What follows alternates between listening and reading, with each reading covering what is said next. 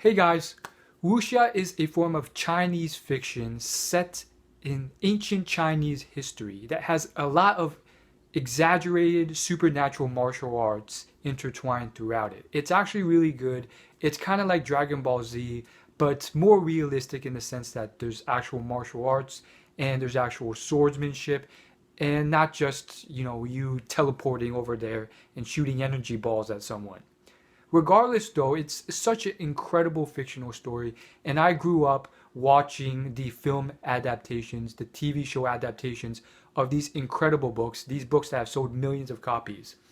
And it's unfortunate that the Western world really hasn't had a taste of it, and I truly think that there's plenty of storyline arcs and tons of things that people can learn from hearing that story.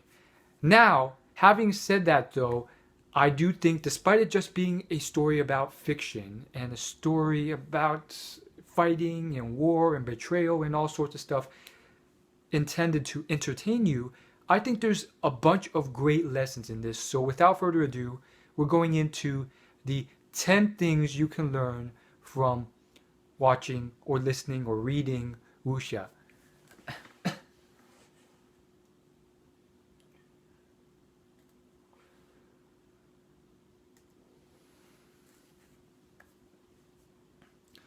So all of this will be taken from the most famous wuxia author, one of the most famous. This guy is like J.K. Rowling on the other side of the world. This guy's name, his name is Jin Yong, and he is really, really well known, very, very famous, like a superstar author. Let's get started. Number 10. In the story, The Legend of the Condor Heroes, the main character is shown to be very naive, very stupid, but very hardworking, very ethical, and very caring for his family and especially his mother. Because of this, he ends up doing many incredible things, meeting and helping a lot of incredible people he didn't know that were that successful in the first place.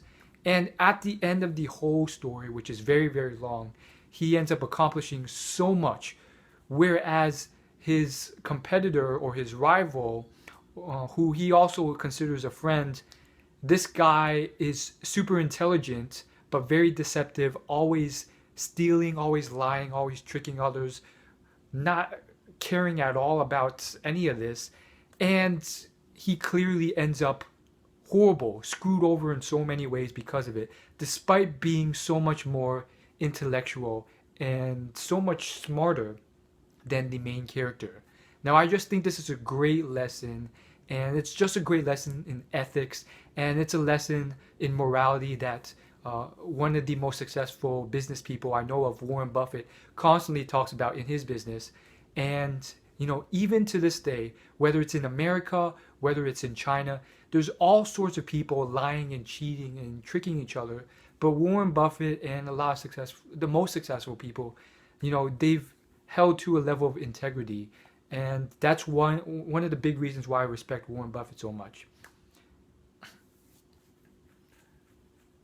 So the lesson is that, okay, it's okay if you're not that smart. It's okay you're not that intelligent.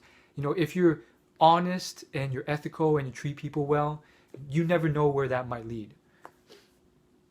Number 9, this is in the sequel story called The Return of the Condor Heroes. In this story, the main character of the first one, the guy who was all ethical and stuff, has grown up very prosperous, very well decorated and respected, and he has children now. Unfortunately, because of that, his children end up pretty darn spoiled. This causes a ton of problems, and long story short, this child does some really horrible things and still thinks that she's deserving of it. She literally chops off someone's arm because that person was pissing her off. The lesson here is that you have to beware of opulence. Just because you make it rich doesn't necessarily mean that this is the best thing for your children. Number 8. This is from a story called Smiling Proud Wanderer. Now, again, the names are rough translations and they're the official English names. They sound really lame, but the Chinese names are like badass. Unfortunately, they're just translated really weird. But number 8, what you learn is that in this story, sometimes bad things lead to good things. The main character in this story is exiled. He's exiled in isolation at the top of a mountain for an entire year for his misdeeds, even though he's a good guy. Turns out because of this, he meets a man who teaches him incredible swordsmanship skills that are very rare and not passed down much. And when he returns from down the mountain, he is ridiculously good at martial arts.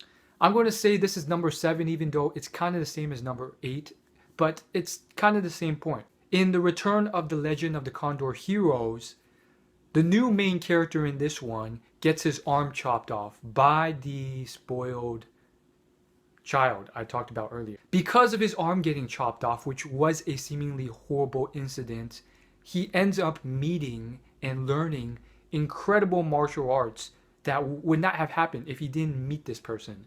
So the same skill set, the same concept applies to life. Just let's go back to Warren Buffett, for instance.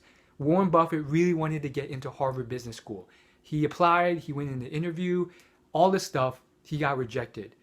He ended up going to Columbia Business School, but because he went to Columbia, he was mentored by Benjamin Graham, who is the godfather of stock market investing, and he took the fundamentals of what Benjamin Graham taught with him, and it was because of that that Warren Buffett became so successful in business. If it wasn't for him going to Columbia Business School, he probably would have still done well, but not nearly as well as he has done. Okay, for lack of time, I'm going to stop citing the names of the different novels he's done. This is another novel also, but in this novel, we learn the incredible point that obsession and infatuation with another person who does not reciprocate is not love, and it can lead to incredible issues on your part if you keep it up.